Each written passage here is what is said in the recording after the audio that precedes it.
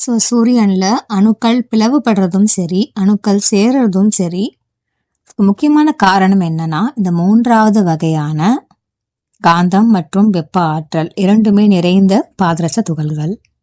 மூன்றாம் வகையான துகள்கள்ல மையத்தில் இருக்கக்கூடிய வெற்றிடத்துல 2 ஆற்றலுமே சரிசமமாக இருக்கும் நம்ம பார்த்தோம். அதனால என்ன நடக்குது அப்படின்னா, 2 ஆற்றல்களுமே ஒன்றோடு ஒன்று உராய்தலை நிகழ்த்திக்கிட்டே இருக்கும். காந்த அணுக்கள், வெப்ப அணுக்கள் எல்லாம் இருக்கக்கூடிய வெற்றிடத்துல ஒரு வகையான ஆற்றல் தான் இருக்கும். அதே மாதிரி 4வது வகையான அணுக்கள்ல 2 வெற்றிடங்கள் இருந்தாலும் இரண்டத்திலையும் தனித்தனியாக ஆற்றல்கள் இருக்கும். இந்த 3வது வகையான அணுக்கள்ல மட்டும்தான் ஒரே வெற்றிடத்துக்குள்ள 2 வகையான ஆற்றல்கள் இருக்கிறதுனால, உராய்வு நடக்கிறதுனால அதுல இருந்துதான் சூரியன்ல பெரும் வெடிப்பு உருவாகிறதுக்கு காரணமாகுது. இந்த 3ஆம் வகையான அணுக்கள் வெற்றிட மையத்துல ஆற்றல்கள் உராயறதுனால அந்த அணுவே ஃபர்ஸ்ட் பிளவுபடும். ஒரு அணுவானது 2 அணுவாக மாறிடும். காந்த ஆற்றல் மிக்க ஒரு அணுவாகவும் வெப்ப சக்தி மிக்க ஒரு அணுவாகவும் தனித்து பிளவுறும். சுழல்கள்ல இருந்து வெளிவரும் போது ஏற்கனவே சதவிகிதத்துல அதிகமானது இந்த 3ஆம் வகையான அணுக்கள்னு பார்த்தோம், 40%. சூரியன்ல மீண்டும் இந்த 3ஆம் வகையான அணுக்கள் 2ஆக பிளவுபடுறதுனால அதோட எண்ணிக்கை மிக அதிகமாக கூடுது. இந்த 3ஆம் வகையான அணுக்கள் பிளவுற்று எப்படி கோள்களை உருவாக்குது அப்படிங்கிறத பார்க்கலாம். 3ஆம் வகையான அணுக்கள் வெடித்து சிதறதுனால சூரியன்ல இருந்தே வெளியேற்றப்படுது. இந்த அணுக்கள் வெடித்து சிதறும் போது 4 வகையான துகள்களாக வெளியேறுது. ஒன்று, காந்த ஆற்றல் கூடிய துகள்கள், காந்த ஆற்றல் குன்றிய துகள்கள், வெப்ப ஆற்றல் கூடிய துகள்கள், வெப்ப ஆற்றல் குன்றிய துகள்கள்.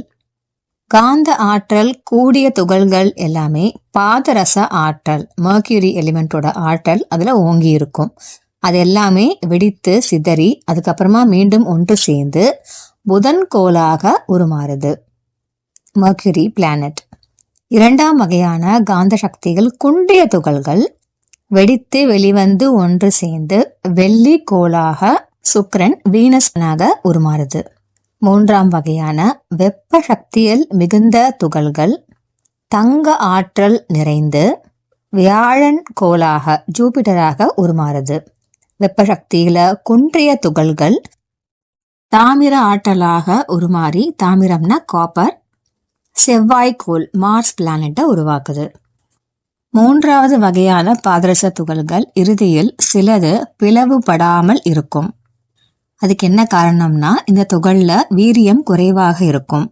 அதனால உராய்தல் கொண்டு வெடித்து சிதறி அந்த துகள்ல 2ஆக மாத்துறதுக்கு இந்த துகளுக்கு போதிய வீரியம் இல்லை. இந்த மாதிரியான துகள்கள் அதிக அளவுல சூரியன்ல சேர்ந்துக்கிட்டே வரும்போது இந்த துகள்கள் எல்லாமே சூரியன்ல இருந்து வெடித்து வெளியில வந்து உருவானதுதான் நம்மளோட பூமிக்கோள். சுழல்ல இருந்து வெளிவந்த 4வது வகையான பிளவுற்ற துகள்கள் அல்லது முகட துகள்கள் சூரியனோட மையம் அடைந்து காந்த ஆற்றல் மிக்க அணுக்களோடு கலப்புற்று இருக்கும் அப்படின்னு பார்த்தோம். முழுமையாக ஒன்று சேரலை அப்படின்னா கூட காந்த அணுக்களோட இணைக்கப்பட்டே இருக்கும். 3வது வகையான பாதரச துகள்கள் வெடித்து சிதறும் போது அதனோட தாக்கத்துல சூரிய மையத்துல இருக்கக்கூடிய அணுக்களும் வெளியேறும்.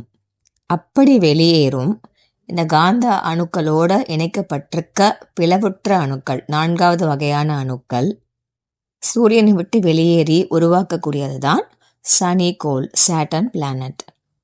புதன், சுக்கிரன், வியாழன், செவ்வாய், பூமி, சனி இந்த கிரகங்கள்லாம் எப்படி உருவாகுது அப்படின்னு பார்த்தோம். அடுத்த பகுதியில் முக்கியமான கட்டமான பரமாத்மாவிலிருந்து ஜீவாத்மா எப்படி உருவாகுது அப்படிங்கிறத பார்க்கலாம்.